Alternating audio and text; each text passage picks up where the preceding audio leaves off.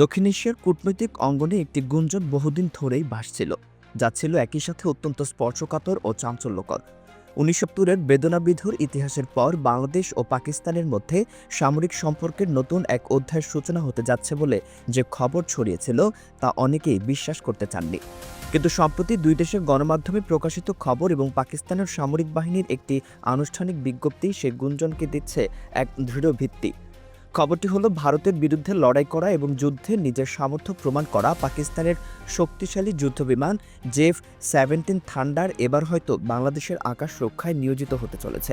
এই একটি ঘটনাই যেন উন্মোচন করতে যাচ্ছে দুই দেশের সামরিক সম্পর্কের এক নতুন যুগের দরজা। বাংলাদেশ বিমান বাহিনীতে পাকিস্তানি যুদ্ধবিমান সংযুক্তির আলোচনা নতুন নয়, তবে এবার সেই আলোচনা যেন এক ধাপ এগিয়ে গেল এক অত্যন্ত গুরুত্বপূর্ণ বৈঠকের মাধ্যমে।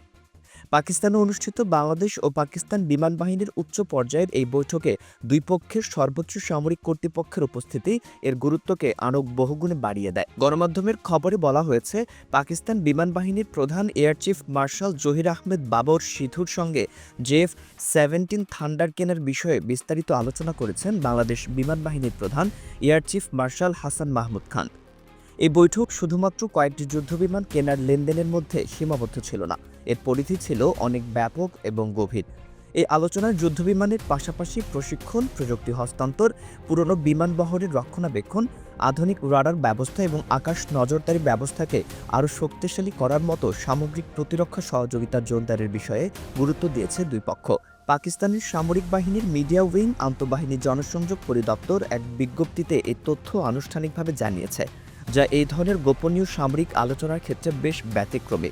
বিজ্ঞপ্তিতে বলা হয়েছে, বৈঠকে দুই দেশে অপারেশনাল সহযোগিতা জোরদার, প্রাতিষ্ঠানিক সমন্বয়, প্রশিক্ষণ সক্ষমতা বৃদ্ধি এবং এরোস্পেস প্রযুক্তিতে যৌথ কাজের উপর বিশেষ গুরুত্বারোপ করেছে। বৈঠকের গুরুত্ব বোঝানোর জন্য পাকিস্তান সফররত বাংলাদেশ বিমান বাহিনীর প্রধান air chief marshal Hasan Mahmud খানকে দেওয়া হয় গার্ড অফ অনার। এই সামরিক সম্মাননা কেবল একটি আনুষ্ঠানিকতা নয়, বরং এটি দুই দেশের মধ্যে ক্রমবর্ধমান বিশ্বাস ও শ্রদ্ধার প্রতীক। বৈঠকে পাকিস্তান বিমান বাহিনী প্রধান তাদের সাম্প্রতিক অগ্রগতি তুলে ধরেন এবং বাংলাদেশ বিমান বাহিনীকে একটি পূর্ণাঙ্গ প্রশিক্ষণ কাঠামোর মাধ্যমে সহযোগিতার আশ্বাস দেন। তিনি জানান, বুনিয়াদি থেকে শুরু করে উন্নত উড্ডয়ন এবং বিশেষায়িত কোর্স পর্যন্ত সবকিছুতেই পাকিস্তান বাংলাদেশকে সহায়তা করবে। এর মানে হলো শুধু বিমান কেনা নয়, সেই বিমান পরিচালনার জন্য দক্ষ মানব সম্পদ তৈরিতেও পাকিস্তান বড় ভূমিকা পালন করবে। এরই মধ্যে পাকিস্তানের পক্ষ থেকে আরও একটি গুরুত্বপূর্ণ প্রতিশ্রুতি দেওয়া হয়েছে। পাকিস্তান বিমান বাহিনী প্রধান জানিয়েছেন, দ্রুতই বাংলাদেশকে সরবরাহ করা হবে সুপার মুশাক প্রশিক্ষণ বিমান। এর সাথে থাকবে দীর্ঘমেয়াদী প্রশিক্ষণ ও কারিগরি সহায়তার ব্যবস্থা। সুপার মুশাক হল একটি নির্ভরযোগ্য প্রাথমিক প্রশিক্ষণ বিমান, যা নতুন পাইলটদের উন্নত যুদ্ধবিমান পরিচালনার জন্য প্রস্তুত করতে সাহায্য করে।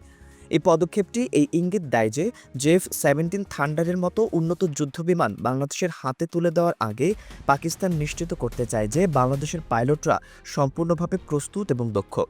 তবে সব আলোচনার কেন্দ্রবিন্দুতে ছিল জেফ-17 থান্ডার যুদ্ধবিমান। এই যুদ্ধবিমানগুলো ওজনে তুলনামূলকভাবে হালকা হওয়ায় এগুলো গতিশীলতা এবং কর্মক্ষমতা অত্যন্ত উচ্চ। এগুলো দিনরাত সব ধরনের আবহাওয়ায় হামলা চালাতে সক্ষম।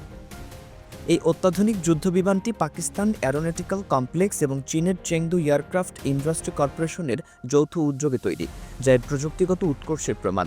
সামরিক পরিভাষায় জেফ-17কে বলা হয় মাল্টি রোল ফাইটার জেট, অর্থাৎ এটি একাধিক সামরিক কাজ সমানভাবে কার্যকরীভাবে সম্পাদন করতে পারে।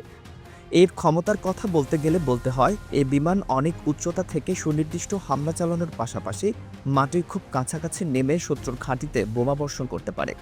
প্রতিপক্ষের যুদ্ধবিমানের সঙ্গে আকাশে সরাসরি লড়াই করা, শত্রুর আকাশসীমায় প্রবেশ করে তাদের গুরুত্বপূর্ণ স্থাপনা এবং সামরিক সজ্জার নির্ভুল তথ্য সংগ্রহ করে আনার ক্ষমতাও রয়েছে এর। এই যুদ্ধবিমানের সবচেয়ে বড় পরিচয় হলো এর যুদ্ধ পরীক্ষিত হওয়া। ভারত পাকিস্তানের মধ্যে সংঘটিত সাম্প্রতিক বায়ুযুদ্ধে এই ফাইটার জেটের বিশাল অবদান রয়েছে, যা আন্তর্জাতিক বাজারে এর চাহিদাকে তুঙ্গে নিয়ে গেছে। বাংলাদেশের জন্য এই বিমান অর্জন মানে শুধু বিমান বাহিনীর শক্তি বৃদ্ধি নয়, বরং আঞ্চলিক ভারসাম্যের সমীকরণে একটি নতুন মাত্রা যোগ করা। সুতরাং পাকিস্তান থেকে জেফ-17 থান্ডার যুদ্ধবিমান কেনার সম্ভাবনা আর কোনো গুঞ্জন নয়, এটি এখন একটি সুনির্দিষ্ট পরিকল্পনার অংশ, যার রূপরেখা দুই দেশের বিমান বাহিনী প্রধানদের মধ্যে সম্পন্ন বৈঠকে অনেকাংশে চূড়ান্ত হয়েছে। এই চুক্তি যদি বাস্তবায়িত হয় তবে তা কেবল কয়েকটি যুদ্ধবিমানের ক্রয় নয়, বরং এটি হবে দুই দেশের মধ্যে গভীর কৌশলগত সম্পর্কের ভিত্তি মজবুত করার এক ঐতিহাসিক পদক্ষেপ। বাংলাদেশের আকাশে জেফ-17 থান্ডারের উপস্থিতি ভারতীয় উপমহাদেশের ভূ রাজনীতিতে এক নতুন অধ্যায়ের সূচনা করবে, যার প্রভাব আগামী দশকগুলোতে অনুভূত হবে। এখন সবার নজর থাকবে এই নীরব সমীকরণের পরবর্তী পদক্ষেপের দিকে।